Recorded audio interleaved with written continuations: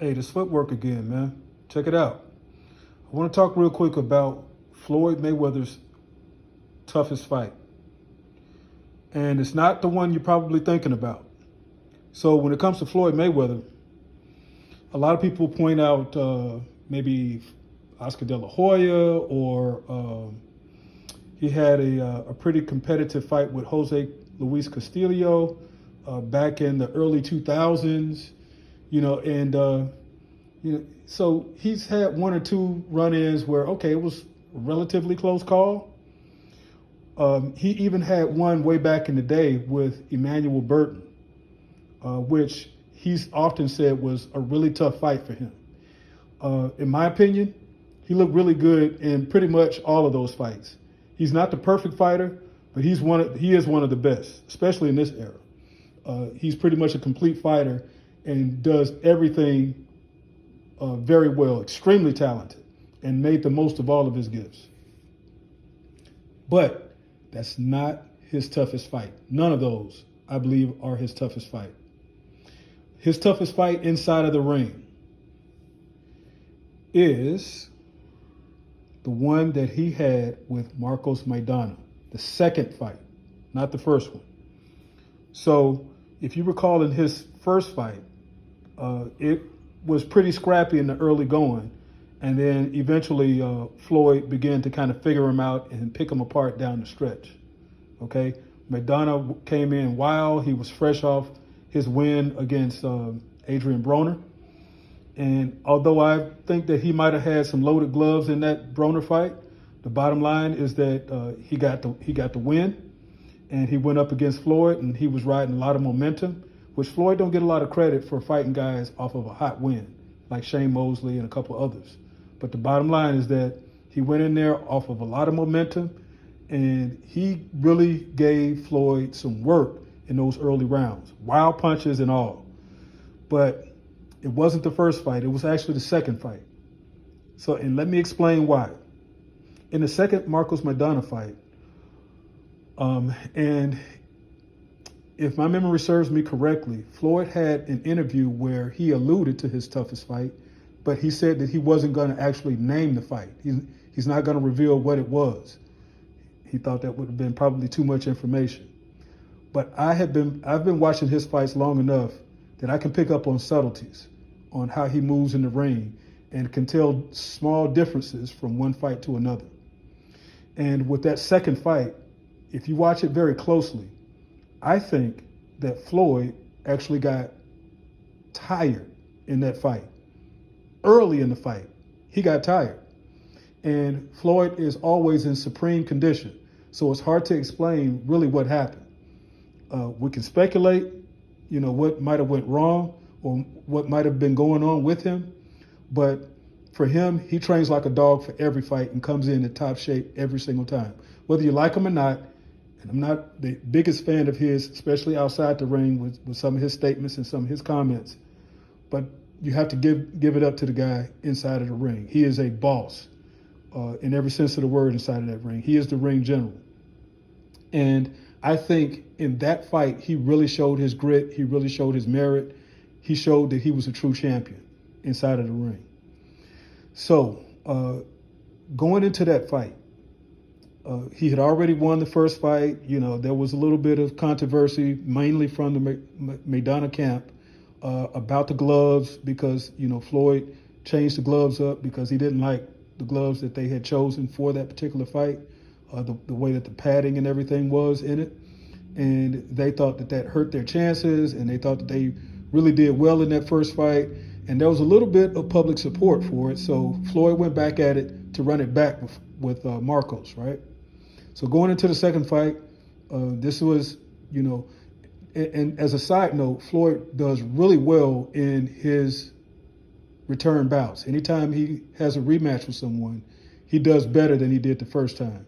And I don't believe he had any other rematches outside of the one with Jose Luis Castillo back in the early 2000s, in which it was a little bit of controversy, finger quote, in that first fight, but he pretty much washed him in the second fight. He just won it easily. Nobody even talks about that fight. And so going into the second Maidana fight, most of us hardcore fans really kind of expected him to handle Maidana even better.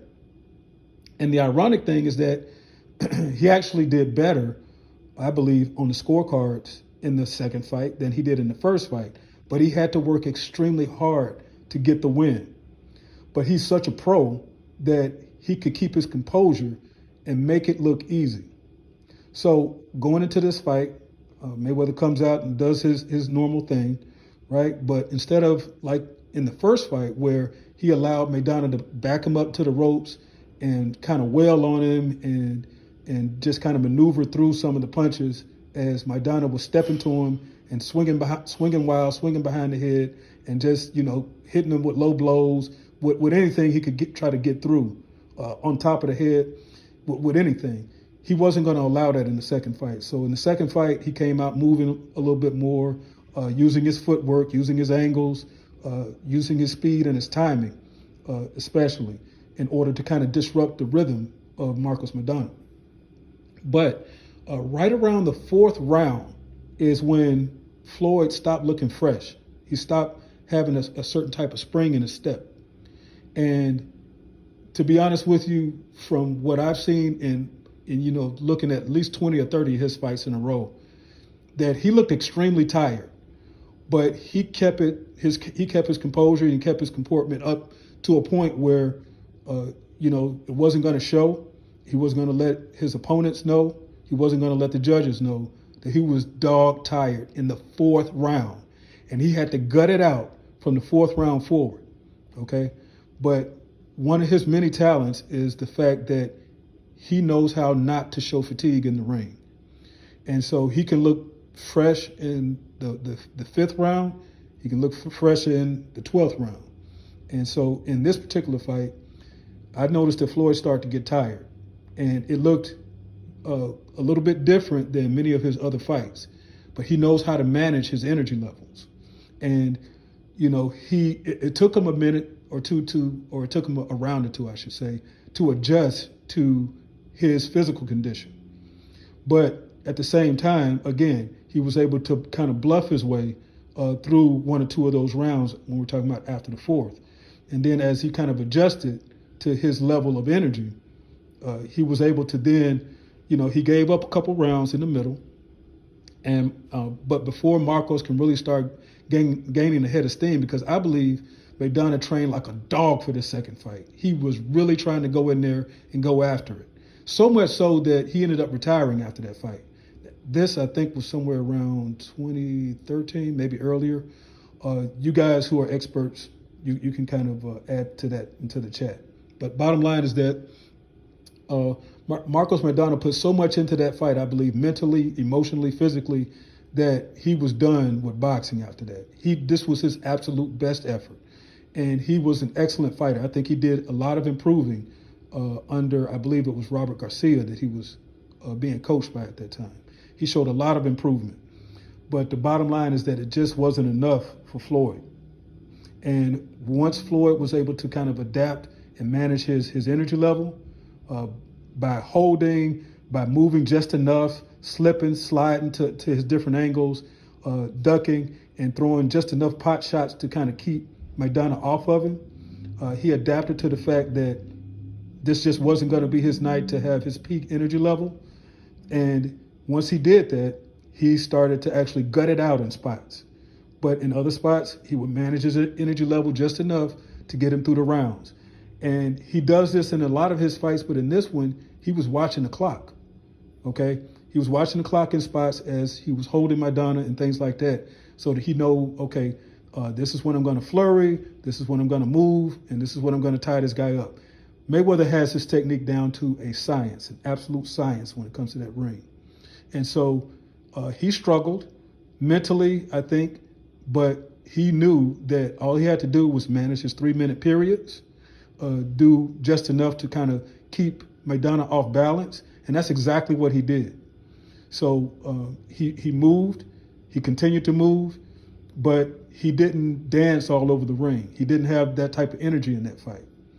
But he was still able to snap his jab. He was still able to nail Maidana with a few punches cleanly, And he knew exactly how much to do to win the round clearly and cleanly, and also to maneuver Maidana's head around in the clinches and keep him off balance and smother Maidana's work so that Maidana couldn't get his arms loose and really just start opening up and wailing on Floyd. And that kind of negated Maidana's supreme condition that he brought into that fight.